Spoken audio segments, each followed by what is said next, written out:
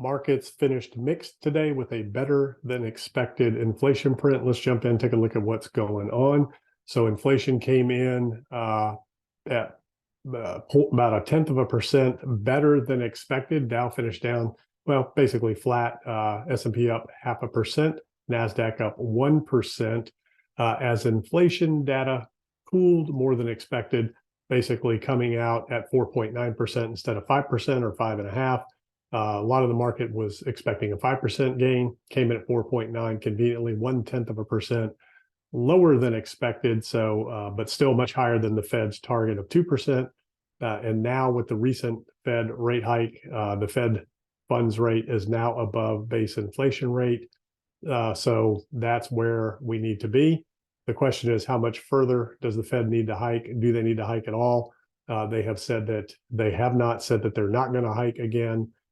So we have one more CPI print and jobs report coming out before the next Fed meeting in June. I believe the week of the 13th of June, somewhere in that time frame. So they're going to take all that data into consideration. And if inflation continues to cool and the job market softens, the Fed will not hike most likely.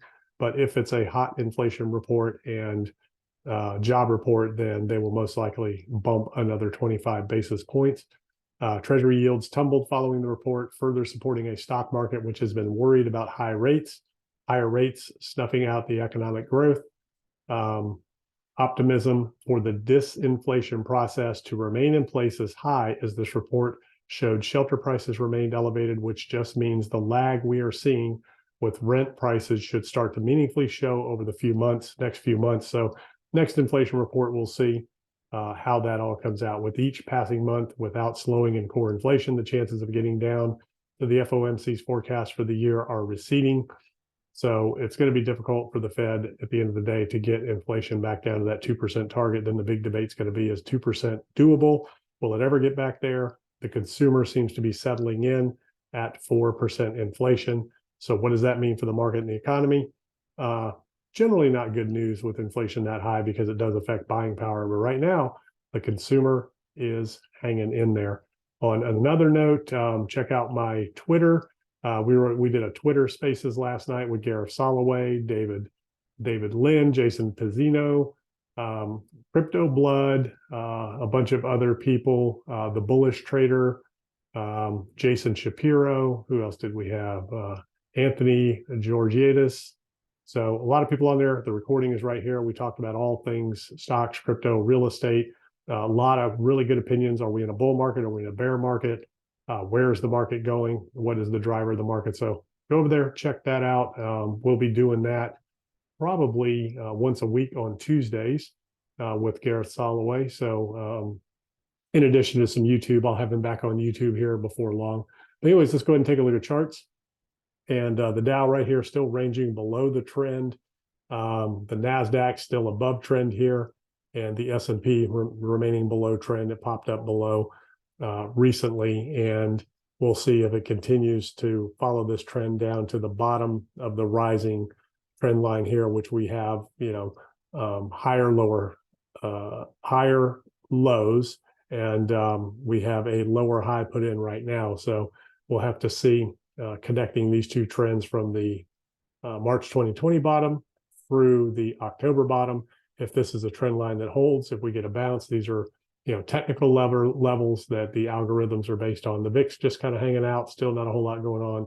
The dollar, kind of hanging out and ranging. Same thing with the 2-year, 10-year. A little bit of a drop on the news today as the capital went back into stocks for the day. Let's take a look at gold.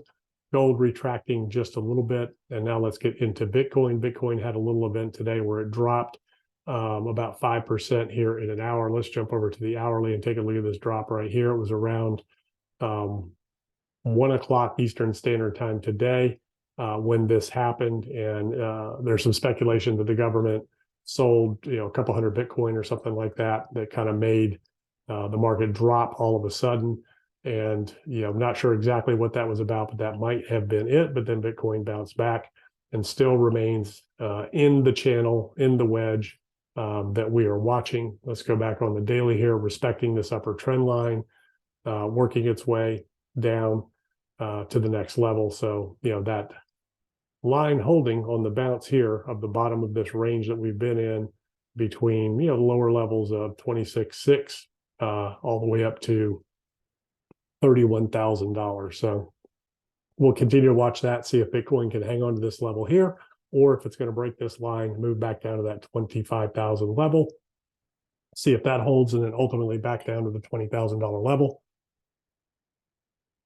So that's what I'm watching on Bitcoin. Ethereum is doing the same thing, kind of ranging, as are all of the altcoins, just kind of hanging out, waiting to see what the market reaction was going to be to inflation, and what the Fed's response and talking points are going to be, as we're going to start hearing Fed speakers come out more and more as we get closer to the end of the month and the next month, ahead of the jobs reports and CPI. So those are the things that I'm looking at. I'll see you in the next video.